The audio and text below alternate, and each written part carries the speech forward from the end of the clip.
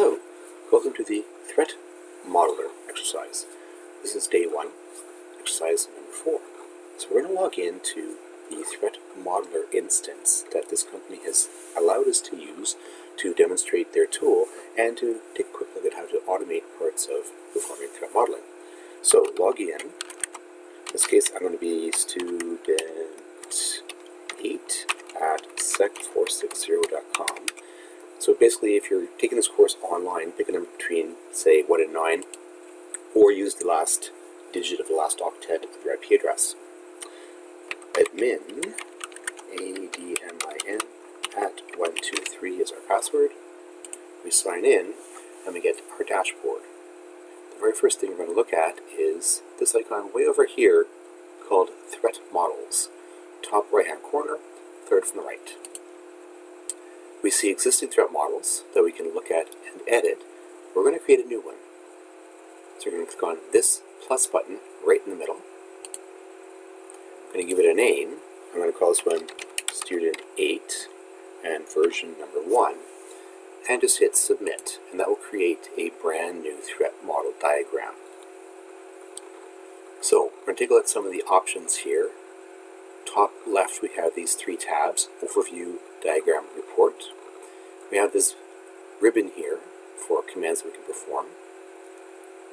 We see our toolbox here to the left. The toolbox is where we can pick objects and drag them to the central diagram canvas, the big blank area in the middle. Off to the right, we have General, Threats, Security Requirements, Timeline, Tasks, and Versions. We're going to make use of the first 2, General and Threats. So to find objects, we click over on the toolbox and type in Search. Click on Search, type in Users, grab Users, because users are going to use the application. Users will log in. Authentication is a requirement here. Once they log in, they will see the home page. Notice threats are already starting to populate on the right-hand side. We're going to actually add more threats as we think of more things to put in there. But right now we're building out our architectural diagram, starting with the various components of the application. The next thing you can get to is Profile from the home page.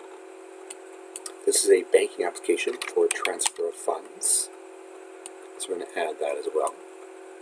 And the third option we have is Change Password. So this is just part of the application. These are 3 perhaps functionalities that we're adding or have made modifications to a new revision.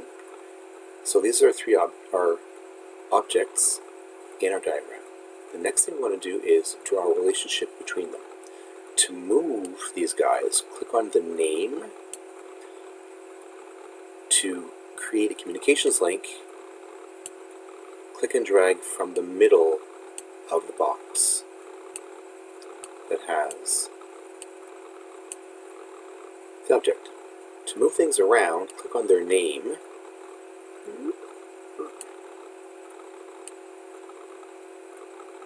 So there we have our logical flow and architecture of the application.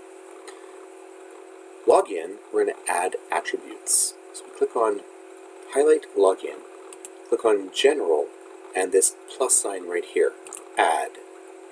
I'm going to add widgets. This is a login form. It will set a cookie, and the application will do session management for access control. So those are 3 widgets we're adding to the application. We hit Save. Click on Profile. We see its properties. We can click on plus sign, add data elements. Because it's our profile in the application, it may contain things like our name, our home address, our phone number, perhaps social insurance or social security numbers, or other forms of identification. So we're going to click on Save, and this is a bonus for the video. I did not actually do this in the instructions, but we can add, for example, another data element to change password. Say, hey, this field deals with passwords, and it will add additional threats. So we've created our architectural diagram. This is the scope. We can click on Overview, way over here on this tab, and notice it lists the objects that have threats and lists those threats by name. You can also modify their risk values, and this is a neat feature. You can export these threats to an Excel spreadsheet. Going over to Report, this is where the meat of the information is. Here, for example, we see our diagram. We see our top 10 threats, and it lists the threats in great detail. For example, for cross-purpose forgery, it gives you a description of what it is, along with a reference in this case, and says your security requirement is use anti-forgery tokens. So something to think about that you may have to add to this application to make sure that cross-purpose forgery XSRF does not happen. Scrolling down, we see the full description of all security requirements. For example, using secure browsers, request tokens for cross-purpose forgery, anti-forgery tokens. So these are all the additional requirements that we should implement into our application. And scrolling down some more, we see definitions of session management, for example, and test cases. When you assess the application, assess it for reflected cross-site scripting, or XSS, right?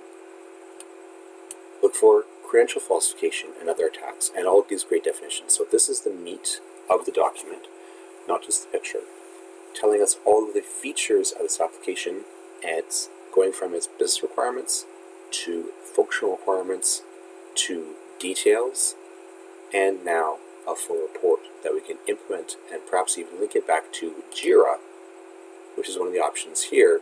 You can connect this to a Jira instance inside your enterprise. That's it for now. Thanks for listening, and I'm going to log in.